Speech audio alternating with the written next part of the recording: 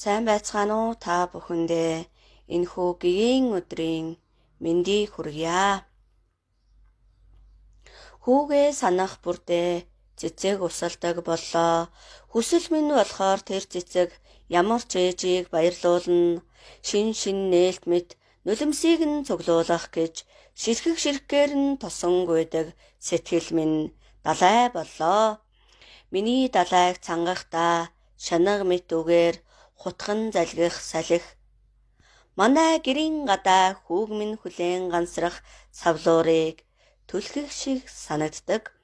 Будууж болох бүхний гартаа цэцэг мэт барьсан хүүгийнхээ буталж нунтгалсаар хүмүүрт бэлгэлдэг үрийг тоосоо гөвхтөөл найтайчдаг.